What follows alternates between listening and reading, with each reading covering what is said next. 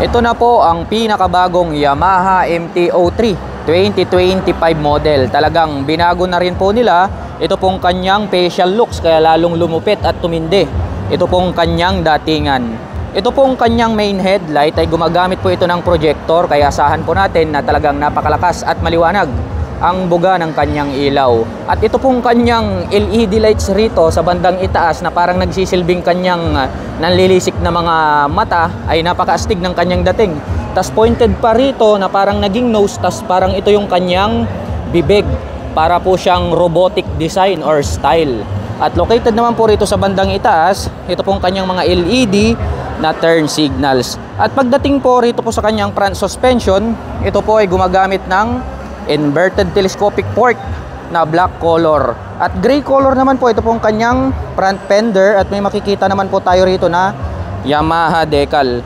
At ito po ay gumagamit ng single rotor disc brake with 2-pot caliper na black color. Cyan color po ito pong kanyang cast wheel. At ang sukat naman po nito pong kanyang gulong rito sa harapan ay mayroong sukat na 110 by 70-17. Mapunta naman po tayo rito po sa kanyang fully digital meter panel display. Nandirito po sa bandang gilid magkabila ito pong kanyang mga light indicators, at mayroon naman po itong 2 button selectors dito sa bandang ibaba. At ito po ay gumagamit ng mechanical key para po rito sa kanyang ignition. At ito po ay naka naked handlebar na silver color. At pagdating naman po sa kanyang mga button selectors, mayroon po itong passing light, high beam and low beam, turn signal selectors at ang kanyang horn. Habang dito naman po sa kabila, mayroon po itong engine kill switch, at converted na rin po ito ng kanyang electric starter. At mayroon din po itong hazard button. Itim po ang kulay nitong kanyang mga handle grip, at chrome color naman po ito pong kanyang clutch lever at itong kanyang front brake lever. At dito po pala sa bandang harapan, mayroon na po pala itong integrated na USB Type A port. So ito na yung pinakabago, updated na po siya. Mayroon na po siya ngayong USB Type A port. Kaya kung mahilig kayong mag long rides, nothing to worry about, dahil pwede na po kayong mag-recharge ng inyong mga dalang mobile phones at gadgets kapag nalobat.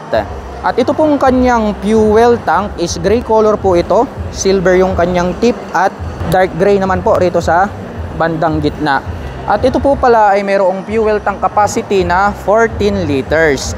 Napakamaskulado nito pong kanyang fuel tank cover. Dahil naka-emboss ito, nagkaroon ng deep lines rito na parang windlet. Combination po ito ng black and then gray. At may makikita po tayo rito na Yamaha logo. At mayroon po siyang decal dito na lining na cyan, black, and then may nakalagay naman po rito na MT-03. At dito naman po sa kanyang engine is black color po. Ito pong kanyang engine cover. At ito po pala ay mayroong 6-speed manual transmission. At mayroon na rin po itong assist and slipper clutch. Ito pong ating mga foot pegs para sa ating driver at back rider ay alloy na po ito na chrome color, which is hindi po yan nagpe-fade. Alloy din po ito pong kanyang harang dito, at diecast naman po na black color ito pong kanyang braces. At ito pong kanyang side profile, combination po pala ito ng black and then gray color. At ito pong kanyang upuan, naka U-shape po yan, which is kung halimbawa hindi ka naman masyadong katangkaran ay maaabot mo talaga ang sahig, dahil nga po naka U-shape siya. So yun po yung purpose kung bakit naka U-shape po ito pong kanyang upuan. Black color naman po ito pong kanyang seat cover, at hugis puso ito pong kanyang rider seat. Habang separated naman po ito pong ating back rider seat. Mayroon naman po itong belt na pwedeng hawakan ng angkas. Mayroon din po itong susian na kung saan ay pwede nating buksan itong upper part ng upuan. At ito po pala ay gumagamit ng die-cast na swing arm, at meron po itong itim na kulay na chain protector. At ito po ay gumagamit ng single monoshock absorber dito po sa likuran. So nasa center po yan, kaya nakakapagbigay po yan ng magandang bouncing performance. Silipin naman po natin ito pong kanyang taillight.